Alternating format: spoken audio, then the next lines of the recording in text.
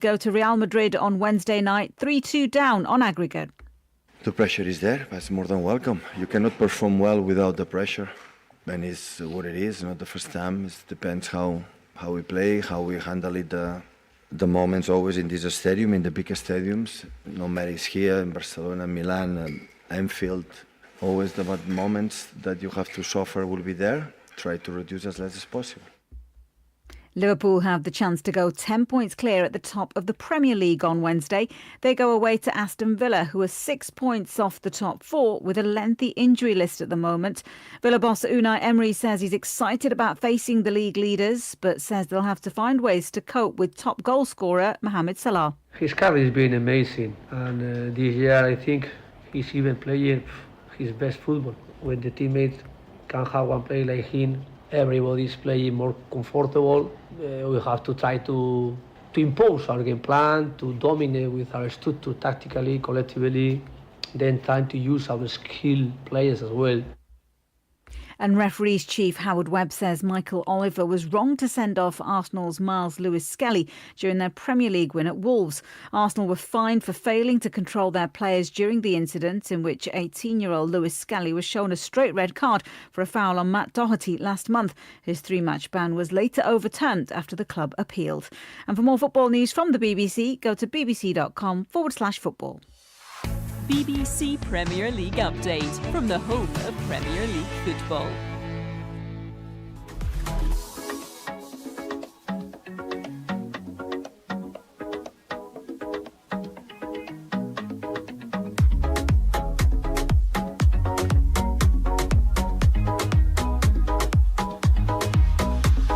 Right, so there you heard the BBC Premier League update from the games set to go down later today. But we go back to yesterday where we had the games go down in the UEFA Champions League. Like I said, at the San Siro, AC Milan played out a 1-1 draw against Feyenoord. And of course, Conceição, the man who is in charge of AC Milan, has said that the defeat or the elimination is not on one of his players. That's Theo Hernandez, who got his matching order in that game. But rather, the elimination of AC Milan is down to him. And for Atlanta Football Club, yes, I said this yesterday that Ademola Lookman happens to be the best player for Atlanta Football Club. Yesterday, he made his return from injury.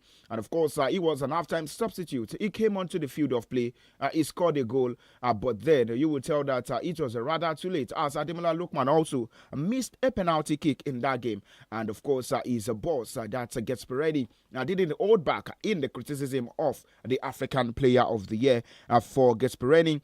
He said that Ademola Lookman is one of the worst penalty takers he has ever seen after his miss from the spot kick. In that, a comeback in their home 3-1 defeat. Well, also he said Lookman was not supposed to take the penalty. He is one of the worst players I've ever seen. Well, for Gasperini also, he singled out a Nigerian international for criticism. He also added a midfielder Charles De Calterra and striker Matthew Redegu, saying they could have taken the penalty, and says that Ademola Lookman is he has a frankly terrible record even in training, and he converts a few of them. For Bayern Munich, it was a 1-1 between themselves and Celtic, but of course we'll take a listen to the voice of that Brendan Rodgers while speaking about the level of the game that went down yesterday, and also for Kasper Schmeichel, that he said that the game definitely was an exciting one, enjoying every moment of it, but it was just so unfortunate he couldn't take a Bayern Munich into the extra time. So yesterday, I tell you that we were on the verge of seeing extra time in two different centers of the UEFA Champions League playoffs games that went down yesterday. First, the one between Bayern Munich and Celtic, and also Benfica and Monaco. But miraculously, the game went straight into the final whistle without a need for extra time. But let's take a listen to the words of Brendan Rodgers speaking about the level of the game that went down yesterday. Of firstly pride in the performance level. You know, we have to remember this is Bayern Munich, and I think everyone had talked about that before the game and the challenges that we have here. But I thought performance-wise we were outstanding in the game. We've taken a club of this size and magnitude, and a club where one of the players is maybe more than our budget to buy players what they might be on in salary. So my unswerving plan is to make this a seasoned club at this level, where we can go and really hurt big opponents like Bayern Munich. All right, today listen to the words of Brendan Rodgers. They're speaking about the level of game that went down yesterday and how it wants to maybe put Celtic that's on the UEFA Champions League level. But it was Alfonso Davies, the Canadian international, who finally showed Bayern Munich some love when his goal sent the Bavarians powerhouse into the last 16 of the UEFA Champions League. But later today in the UEFA Champions League, we have games set to go down. Real Madrid against the Manchester City, the biggest one for tonight. PSV Eindhoven and also there in Netherlands will be up against the Juventus. Paris Saint-Germain, who hold a 3-goal advantage, will be welcoming Brest. Remember that they are French oppositions, and for Borussia Dortmund, they are the Signal Iduna Park. They'll be welcoming Sporting.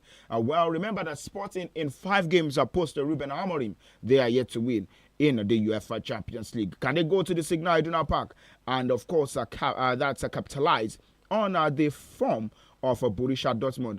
Remember that Borussia Dortmund, they've not been themselves this season, losing games and also not been consistent in their run of results. That's in this 2024-2025 football season. Can Sporting go all the way to the Signal Iduna Park there in Germany to pick up a point? Let's see how that goes also.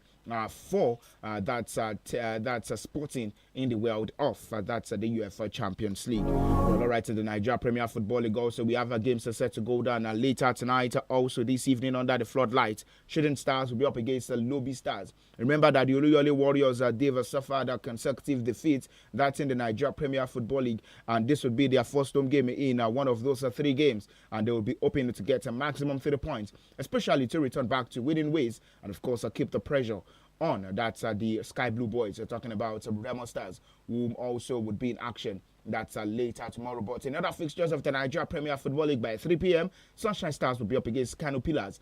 By 4 p.m., Abia Warriors against Rangers International. Oka United against Rivers United. Bayelsa United against Nasarawa United. El Kanami Warriors will be up against Bendel Insurance. Niger Tornadoes against Atland. And also, by 5:30 at the Unicon Stadium, Ikorodu City will be welcoming Plateau United.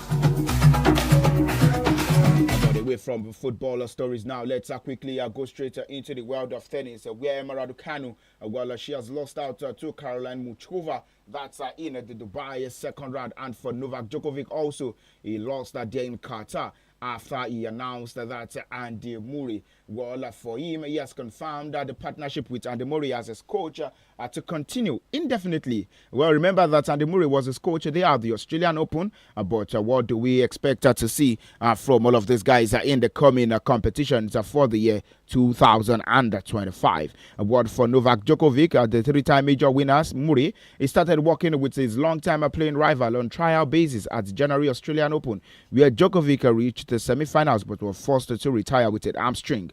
But for Djokovic, well, he definitely is expecting to get back to his best and, of course, see how things can go alongside himself and that's Andy Murray in the world of tennis. But for Emma Raducanu, like I mentioned, she was beaten by Caroline Muchova in a hard-fought match in the second round of the Dubai Tennis Championship. Well, she lost 7-6, 6-4. To the hands of that's the US Open champion of the year 2021. I made a promise yesterday that what will come later today in the afternoon, Scoreboard Reloaded, I'll be joined by Biola Solis-Chukwu to definitely discuss about the issues surrounding Yannick Sinner and the World Anti-Doping Agency concerning the statement they made yesterday towards the 3-month ban in which Yannick Sinner is definitely on. That's in the world of tennis. But this is how far we can go on today's edition of the program. Will come later in the afternoon. Scoreboard Reloaded by 3:30. Till then, I am SAMIES, your sports captain. Up next is Papa Vendo.